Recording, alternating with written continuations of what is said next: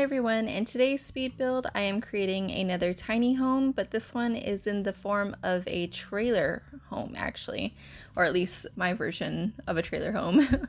It's not, I don't know if the size is exactly correct or if anyone thinks it's too big to be a trailer home, but I've seen trailer homes that are actually pretty big before, and I think that the overall look of it does resemble things that I've seen. So of course, I was just trying to use what I could with the tools that's provided in the game.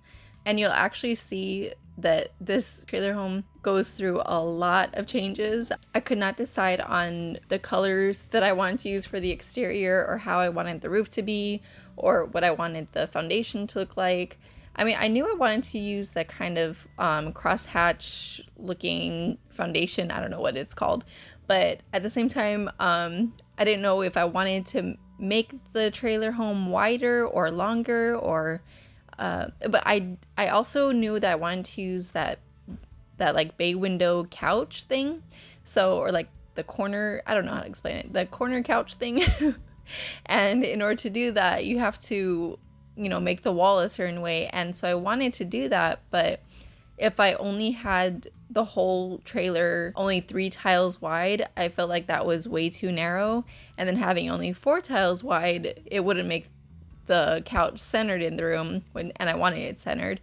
So I ended up making it 5 tiles wide, and which is probably bigger than some of the other speed builds I've seen with trailer homes on YouTube. But I figure I have the creative freedom to do that, so that's what I did. Other than wanting to make it a trailer home, I knew I wanted the yard to be really cluttered and kind of unkept looking, but I didn't know if I wanted to make the interior of the home kind of like older looking or worn, you know what I mean? Like, I didn't know if I wanted it to look like it was like run down, or if I wanted to look updated and new and nice.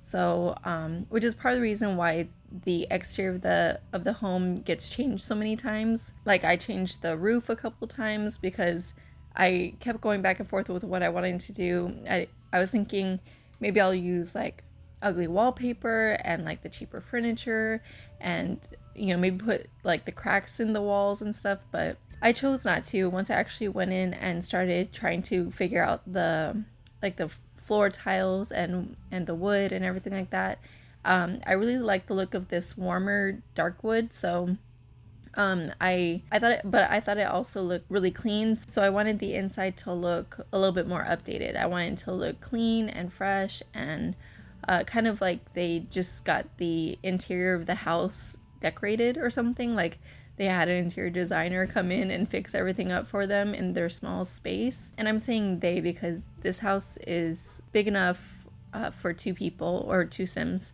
I have the double bed, and I believe there's room enough to walk around the bed to access it on both sides. So I didn't play test this, unfortunately. I'm sorry, but I'm pretty sure that the Sims can get to both sides of the bed. And when I was doing the floor plan, I was trying to think about how I was going to put the bed in the room, and if I was going to use a double bed or a single bed, or if I was going to put like 2 single beds or whatever. So that's why if you see when I'm doing the floor plan, I kind of stall a little bit before I shape out the rooms. But I knew I wanted the bathroom to be like a normal size bathroom. I didn't want to try to cramp the bathroom into only 4 tile spaces or anything like that. I wanted it to be a 2x3 so that I had the full 6 tiles to work with, because I figure it being a nicer trailer home, I wanted them to have a luxurious bathroom.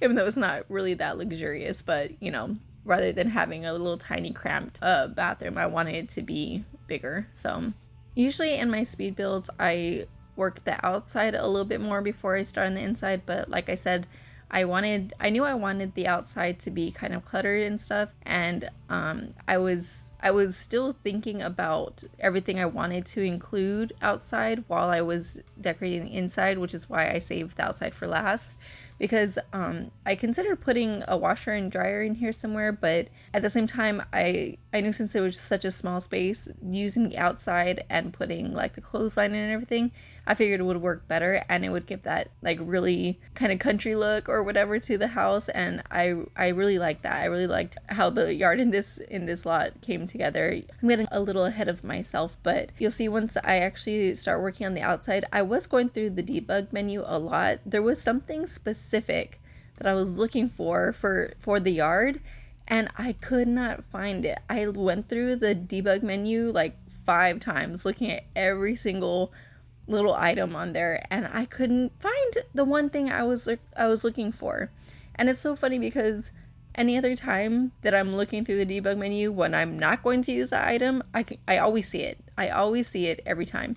And then this time, of course, because I actually wanted to use it, I could not find it no matter how hard I looked. I've been tried doing different searches, trying to filter out different packs and everything, and for the life of me, it was nowhere to be found. So I was a little upset that I didn't get to use that item, but I figure I'll try, I think I'm going to do like another tiny home or another trailer home maybe down the line, and maybe do like a micro home or something, like a micro tiny home, maybe make that one look a little bit like less, what am I trying to say, less upgraded. And if I can find that item, then I'll use it in the yard for that time. But as I was going through the house, I was deciding on the colors, and after the kitchen, I knew I wanted to incorporate yellow throughout because I love that yellow refrigerator that I use, but I didn't want it to be only yellow. And I really love that tile in the living space where it has like the blue top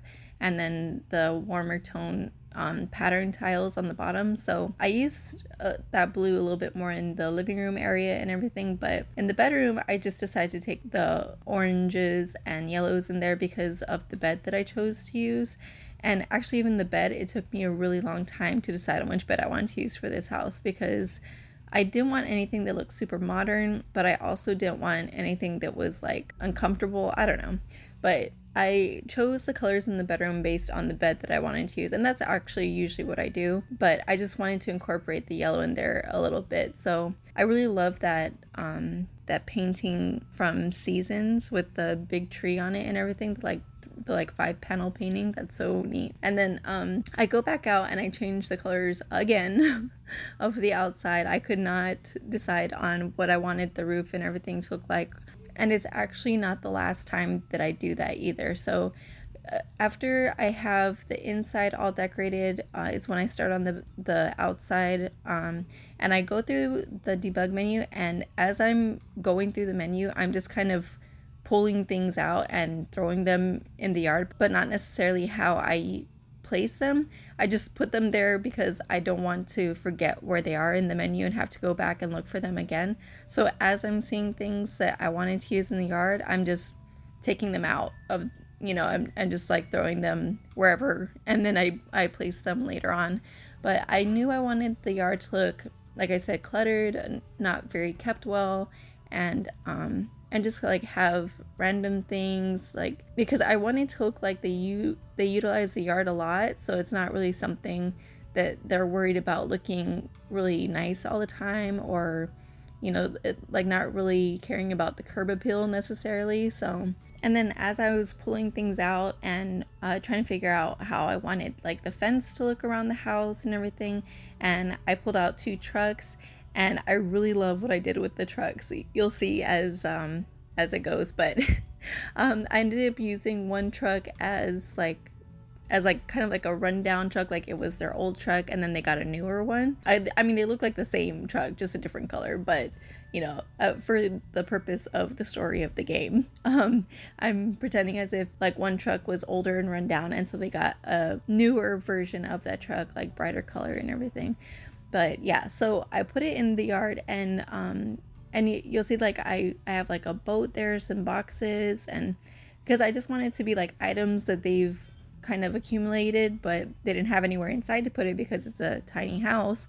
So they just kind of put it in the yard, like just to get it out of the way, and they put it, you know, on the back side somewhere. And so with the orange truck, what I do is I put it in the corner, and then I kind of have the bushes and grass and everything growing up around it to show that it's been there for a long time and they don't actually use it anymore. It's just collecting dust or you know, having like weeds grow around it and things like that. So I really enjoy how that came out. I love, like, one of the things that I love about creating these homes is I really like making it actually look like they're realistic houses, you know what I mean? Like with the terrain tool, when I start using the terrain tool in this lot, I love how it came out because I like create patches of grass that have been kind of growing up through the sand or the dirt and everything, and then like I have like the areas where they walk a lot have more exposed dirt, and then even the kind of like patio area, like it's not really a patio area, but at first it's a little bit more clean looking, and then I placed some dirt over top, like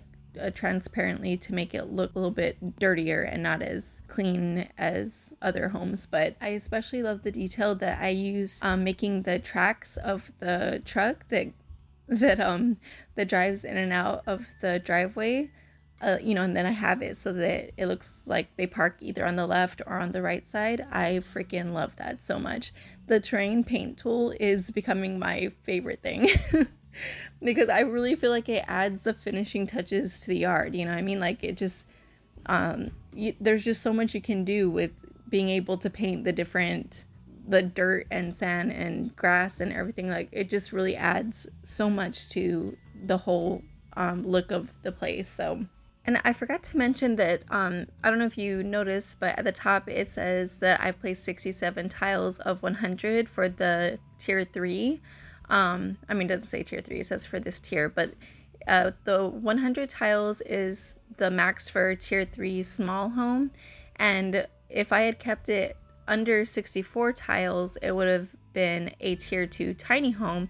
But the only reason it's 67 tiles is because of the like patio area or like that deck. If it wasn't for that, then like the actual living space inside the home is less than 64 tiles, so technically it is a tiny home. But again, just because of like that deck space, it classifies the lot as a small home. So I just wanted to mention that. So at the end, you know, I'm just touching up everything else in the yard. I think I add more like grass, I add the mailbox, more bushes. I use the terrain paint tool when I create those tracks, and then the very last thing I do is change the roof color for the last time, and then I also change the awning over the door. The screenshots are coming up, so I will let you guys go, and I'll see you in the next one. Bye!